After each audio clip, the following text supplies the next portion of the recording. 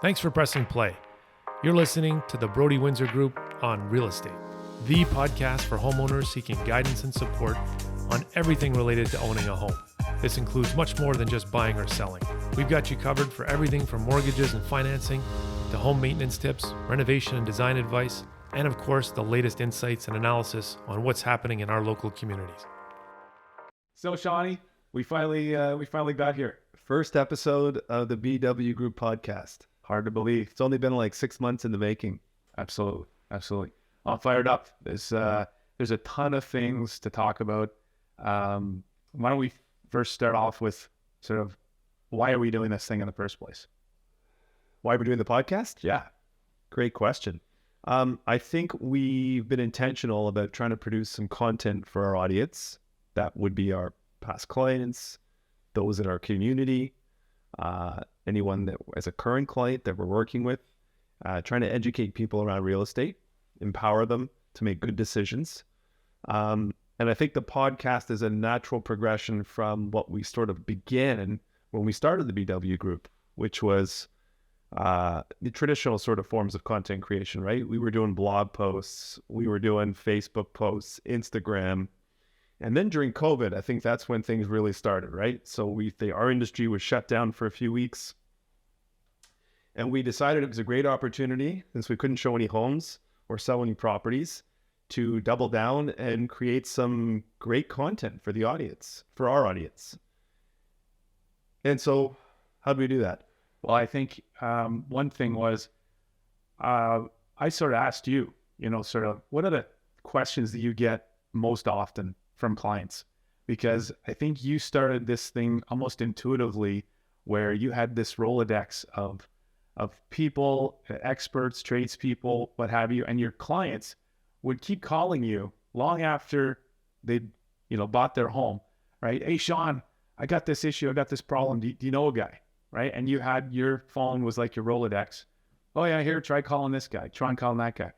And so I think we sat down and we went into the tank and we said, what are the topics that people are constantly asking us about? And let's give them that information. Yeah, and I think another good point to make in regards to that is, yes, my Rolodex of 20 plus years was extensive, but I also realized I would often get contacted by a past client who did something in regards to their home, a renovation, they had a problem, and they would always say, well, I didn't want to bother you, so I didn't call you. I know you're busy. But I went around myself and I found a plumber, an electrician, I had a contractor come in, and I had a horrible experience. How many times have we heard that? Time and time again. So it was about how do we communicate to our clients that we want to help them, that it makes their life easier, and it makes our life easier as their real estate professional, that when it does come to time that they want to sell their home, that they've done things properly, that they have the proper contractors, that they've got the proper receipts, that whatever work they've done has been done. And so it just saves everybody all those headaches. So I think that was part of us. That was kind of my light bulb moment, was to say, people are often worried about reaching out, but how about, it was your idea, why don't we give this information to people and package it so that they realize that it's a service we're offering. This is part of the experience of being a BW Group client, active client, past client, even people who haven't been a client yet, who are appreciating the content, appreciating the information, we're educating them. And so we thought up this club, right? The Homeowners Advisory Club. I think you coined the title for it. It made sense. And it was you, before you got into real estate and joined me, I had been your realtor. You had gone through this experience, you and your wife, with your own home. So why don't you tell us a little bit about your experiences as a homeowner for how many years until you got into real estate? From when you bought your first home until you became a realtor, what was the span? It's probably 14 years. Yeah. Where again, exposed to real estate, obviously, through the family and hearing all about it, but not really understanding what was required from a maintenance perspective, what renovations would add value versus, just something that we wanted to do for ourselves. And I was constantly, sort of, Sean, what should I do about this? And again, I was just like your clients. I didn't want to sort of be a pain in the ass and keep asking you these questions, but I was, not that savvy about it, right? And we made a lot of mistakes ourselves, hiring contractors, just that, a handyman guy trying to go on the cheap and ended up costing way more than it should have. And it was frustrating. It was frustrating not knowing what you should be doing and when you should be doing. Yeah. So I think that's, from my perspective, when I saw what you were doing intuitively, but hadn't really packaged it and systematized it in a way that was easy for people to access and to understand, I thought there's an opportunity here. There's a problem that's hiding in plain sight. Absolutely. I agree with you 100%. And right away, we started to think about, okay, so how can we go about creating something for our clients, for homeowners right here in our community that sort of streamlines the process a little bit? And I was apprehensive at the beginning, right? Yeah, definitely.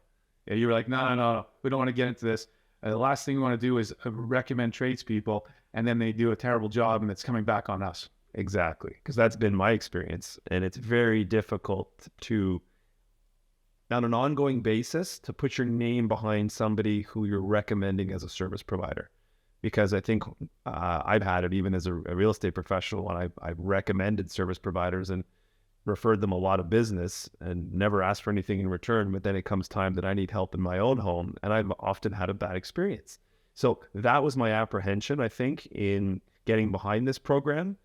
And I think we kind of, we know that it's not going to be perfect, but I think the response to it and the experience since we began this club, the Homeowners Advisory Club, has been very well received. And of course, you put the asterisk there. You let people know nothing's going to be perfect when you're dealing with tradespeople. Tradespeople are typically very good at what they do. They're typically not the best business people in terms of their systems, in terms of their organization. You see some of them out there that have it very well systematized. They have schedules, admin, they have technology that they're leveraging. And some guys are literally just working off their own phone. They're working during the day, trying to return messages at night.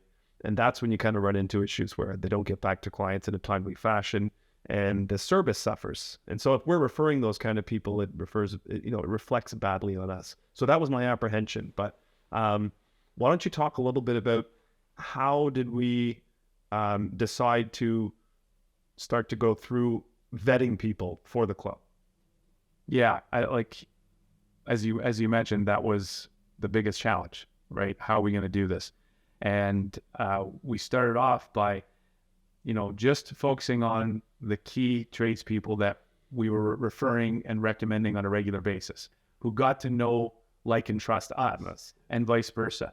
And those are the guys we sat down with and had conversations and said, look, we want you guys to be a part of this Homeowner Advisory Club program, but you're going to have to provide the level of service that we would expect, our members to get. And so there has to be sort of a give and take there. And it's almost like it's been a work in progress, probably over the last 2.5 years, right? Of educating the tradespeople as well as to, how to go about, quoting and how to go about communicating with customers in such a way that the experience is a good one. Yeah. So that's been the biggest challenge. But when we sit down and we meet with these guys and we show them what we're doing, the smart ones realize right away, they're like, wow, okay, these guys are out there giving me word of mouth, warm referrals in the West Island community. These are probably ideal clients for me.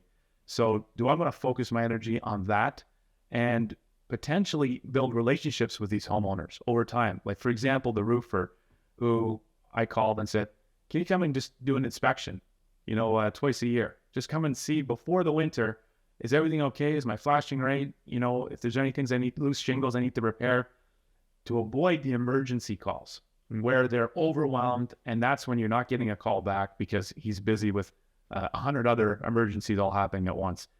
And so those guys said, well, yeah, that makes sense. If I'm doing a couple maintenance calls a year, it's not a lot of time for me. It's not a lot of effort, but I'm building trust and a relationship with that client. So guess who they're going to call when the roof is in need of a complete replacement?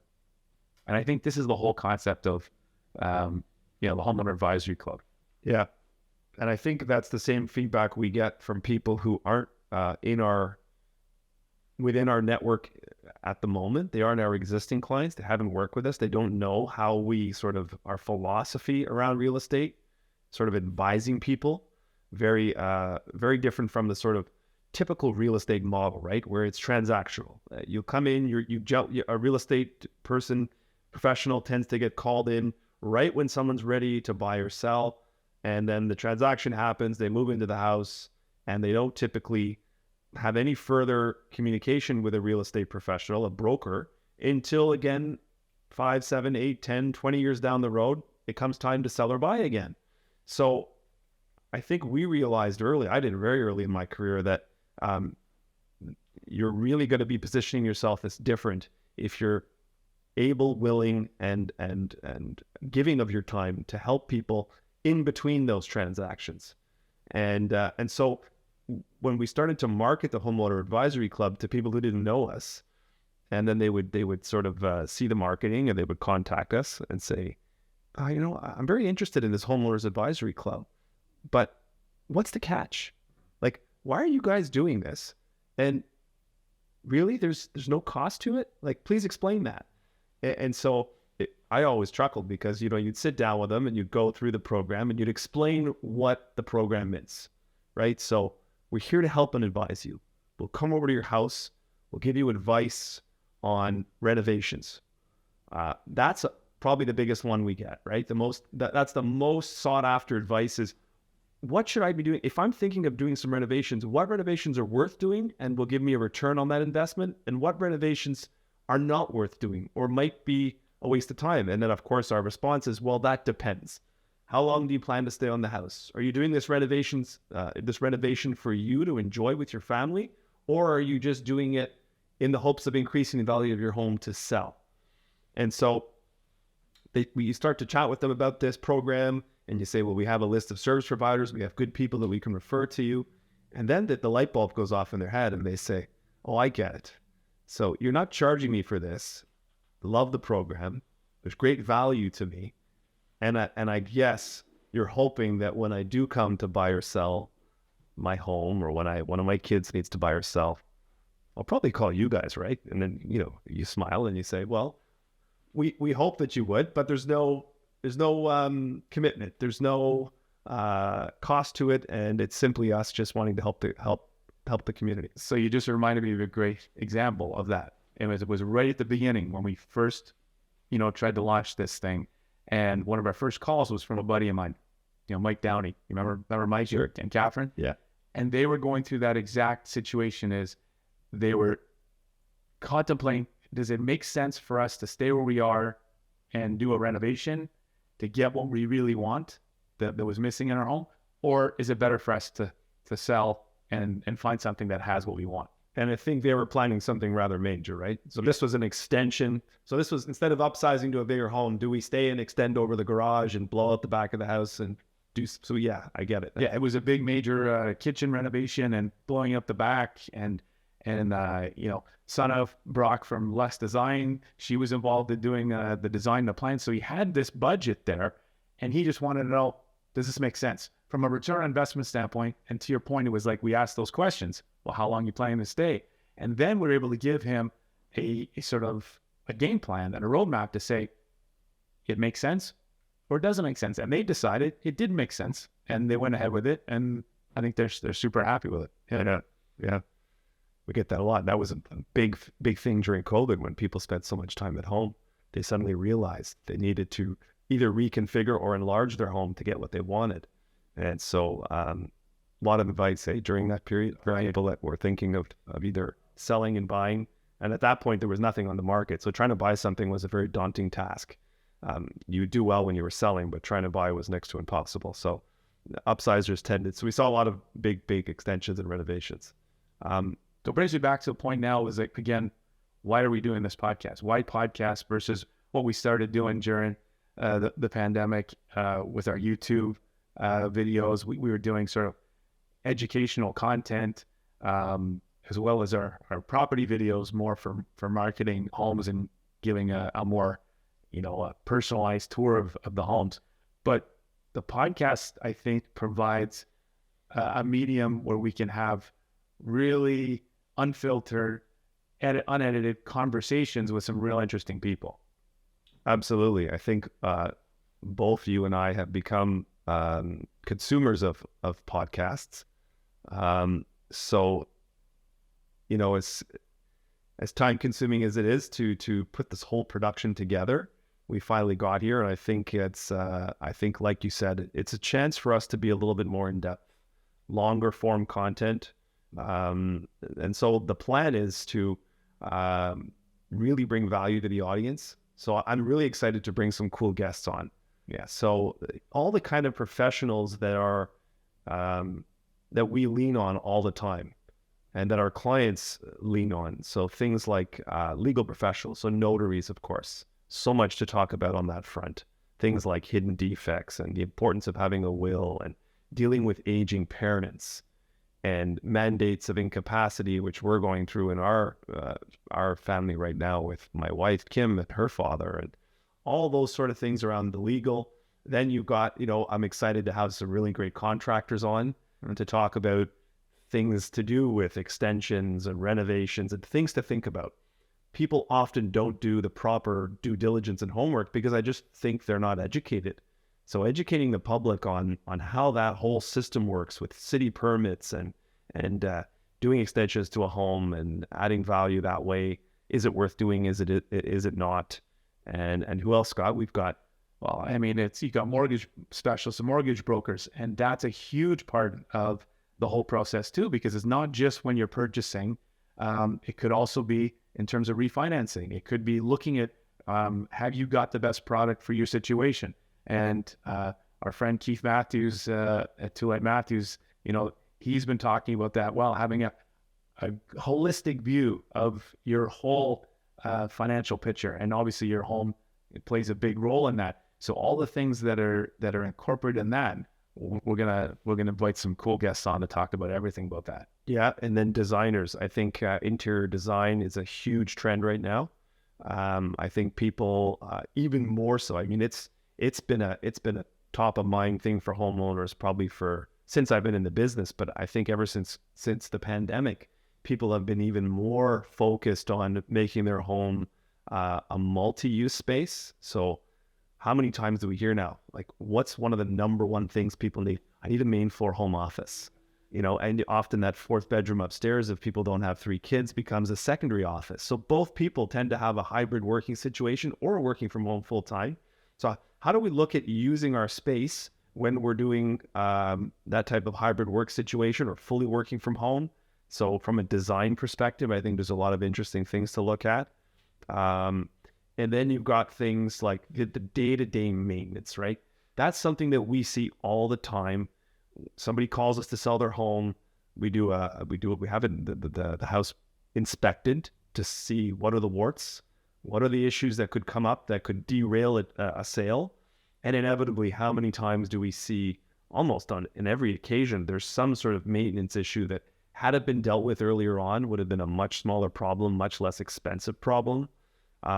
So I think we'll talk a little bit about seasonal maintenance, and that's we take our car in to have the oil changed regularly. How often do we go up into our attic and inspect what's going on up there, or have the electrical panel looked at, or check out our plumbing, and all these sorts of things around home maintenance. And then I would love to get into some of the other stuff around, Canadian real estate and some of the challenges that are going on right now.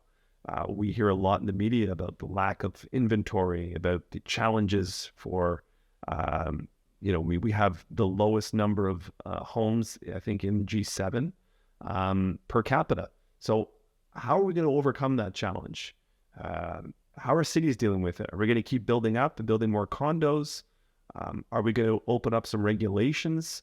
Is the federal government going to get involved and allow some of the red tape to be peeled back a little bit so that it's a little bit easier for developers to build more homes, because let's face it, we do need more homes.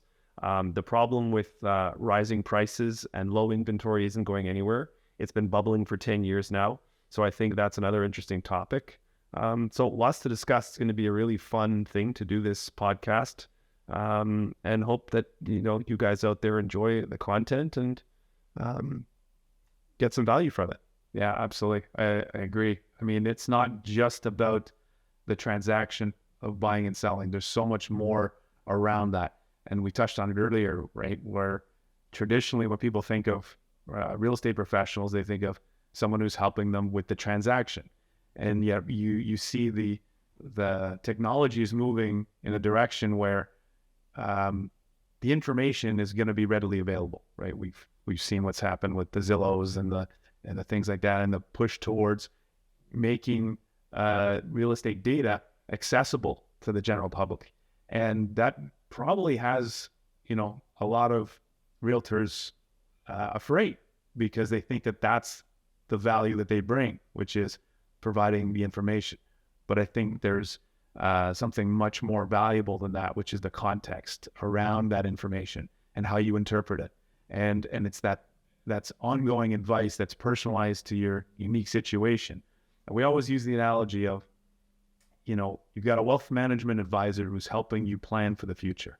They get to know you intimately. They know what's your situation, your family, your finances, your hopes and dreams, where you want to be in 10, 15, 20 years, versus a stockbroker who's there to fill out a transaction for you and help you buy a stock.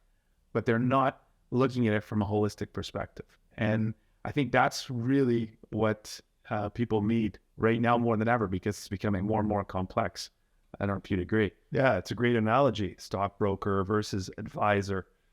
You always use that term, advisor, and I think it sort of encapsulates what we're trying to do pretty well. Is we want to be there with people through the long term. I think we've been fortunate in that's been sort of my philosophy since I've been in the business, and it's worked very well. As you know, the majority of our business is either repeat clients or referrals from our past clients. And I think that speaks to the fact that we're more advisors rather than transactional brokers. And so I think that it's a natural progression was the Homeowner Advisory Club. And so the reaction to it's been very positive. Yeah, I think, the combination of the advice and information for homeowners not looking to move, combined with the analysis and of what's the current real estate market doing, and keeping people up to date on that, because it's changing so rapidly, so quickly. I think even people who are not looking to buy and sell are very interested in what's happened and what's going on, because we go to the gym together. We get asked all the time, "Hey, what's going on? What's happening with the market? Did you hear about this? What? There's still a shortage of inventory out there," and people want to know. They're interested in it. I think it's really important. That's a great point in terms of the questions you get about the market. Generally, people that aren't sort of in the market, in the industry like we are, they see what comes up on the news, right? What grabs headlines. It's often very sensational. And what you're hearing about the market on a national level, whether it national, provincially, even if you look at the stats for Montreal as a whole, there are these tiny micro markets, right? Right. And so here we are in the West Island of Montreal, serving our local community where we both work and live, and it's very nuanced. So I think being able to interpret that information and give people a little bit more of an insider view of what's happening in their particular community is going to be interesting. And I think that's something that we'll continue to do. We've been doing these stats every quarter for years, looking at it on the different municipalities in the West Island. So we'll continue to do that and give people some information. And it's all about helping people make informed decisions, right? Yeah, and I think you mentioned a very important piece too, which is community, right? We want to add that flavor to our podcasts, which is getting to know the local community, the business owners that are the life and blood of our economy. And getting in and meeting those people and helping people understand what are the amenities and facilities and recreation that's available in each of these communities in which we live, because we live here, we work here, and we would like, to let people know what's available in these communities. I've mentioned this to a few people, but I've been trying to recruit you into the business for a number of years. You were running your own small business in marketing and sales and consulting for sales and marketing. And I had a lot of back and forth with you with certain marketing ideas. You helped us with our marketing. And I always thought you'd be an amazing addition to the team. I thought you'd be amazing as a real estate broker, real estate advisor.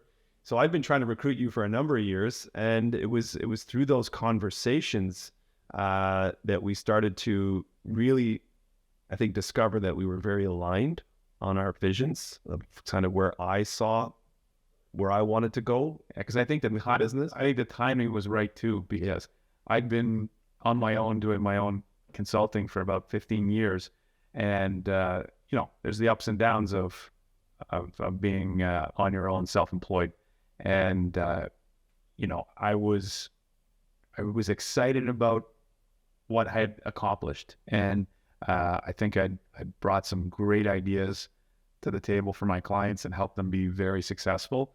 And then when you approached me and started talking about what your vision was and where you wanted to go with real estate, and I think the more we talked about it and the more you saw what I thought was missing from the real estate service or industry in general, and what probably prevented me from making that move earlier on, the more we talked that through, the more I think we both agreed there was a huge opportunity here, as you said, to do something different, to take a different approach to this that would align with my sort of values as being more of an advisor. Even though you had done that intuitively, the general perception of real estate was very transactional.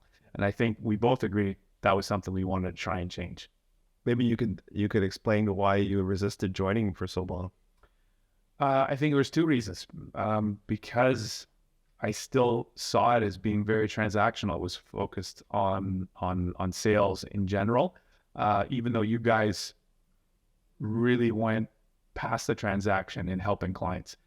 But again, it wasn't systematized that way. It wasn't packaged that way. And what I always believe is it's the problem that is the most important. You market the problem first. If you make people see a problem that they didn't realize existed, then there's no selling involved. You are helping them to solve a problem. And so identifying those problems was where I felt the marketing needed to go, and that was missing. It was mostly trying to sell yourself as a realtor, trying to compare yourself as why you're better than other realtors, versus taking the competition completely off the table and forcing people to make a choice, not a comparison. They're making a choice between an experience that they want to have versus someone helping them complete a transaction. Yeah, completely different, right? Right. And so I think you saw, your light bulb went off. I saw it on with you as well, and you said, "Holy shit! I think you gotta get your license and join us. We could do something real special here." And I think that's when it was. And I said, I think there is. I think there's something we can do here. So I went and signed up for the course with Megan, because she was at that crossroads too, where she was working as a paralegal, not too enthused with where that career was heading. Yeah, wasn't as passionate about it as she thought she might be, and sort of thought, wow, I see my dad helping people, and that's really what I think fires her up too. And so we said, let's go do our course together. And of course we couldn't do it in person. It was all online. And I think Maggie was working. She was working full time and doing it at night. Yeah, crazy. So I sort of rolled back my consulting practice while I was doing the course. which was quite tough as well. Right. So it was a big leap of faith for me to say, you know, am I going to be able to do this and be a rookie at 48 years old and start a new career? But I think that joining you and the reputation that you'd built up, and just me bringing what I could bring to the table, I think was going to do something that it would really be a lot easier for me to do that. Yeah, I think I was really drawn to the idea of getting away from sort of what I call the chaos agent syndrome, where you're very reactive. You know, your phone rings, you drop everything, you're running out the door, you're running around like a chicken with your head cut off. You don't have a very good family life because you're working crazy hours, 7 days a week and evenings. And I did that for many, many years and nearly burned out completely as a result. So I think it was the light bulb moment of deciding when I started to investigate sort of business coaching, and you started firing books over my way for me to read. And that's when I started to realize that this can actually be systematized and you can leverage help. That's when I reached out and I hired Amanda as my executive assistant. And that just completely changed my business. I went from being pretty unhappy and nearly burned out and stressed all the time to being able to deliver much better service, being a much better husband, father, brother, whatever it may be, because I was much happier in what I was doing. I was doing what I enjoyed. So that was big, was sort of hiring somebody to help with the things that I was weak at, that I didn't enjoy, and focusing on the things that I really did enjoy, which was the sales aspect of it, dealing with people, helping people. So that was, I think when you sort of saw that that's the direction we were going, as well as layering in the, your influence in terms of doing things different, changing the industry, if you will, I think that's when the two of us sort of decided that it had to happen. Yeah. And I think the team that we're building now, we're both so excited and fired up about, the future, because the whole mindset and philosophy, like you said, is we're on a mission here to really help people. And it's not about transactions. Transactions will come. If we're not even focused on it, I think that's been a big change for us too, is there's no fear anymore. There's no fear that there's not going to be another sale. There's not going to be another listing. And as soon as we shifted that mindset, having our best year ever, and things start happening, right? And so yeah, I'm looking forward to this. This podcast is going to be a way for us to help people, inform people, have some great conversations with some really interesting people from all different walks of life around here in our community. And it's gonna be fun. It's gonna be fun. I hope you guys enjoy it and tune in and give us feedback. Let us know things you want us to touch on or that you want to hear about, and guests you want to have on. It's gonna be fun. It's gonna be a good time. Awesome. Cheers, Matt. Cheers. It's going to be fun.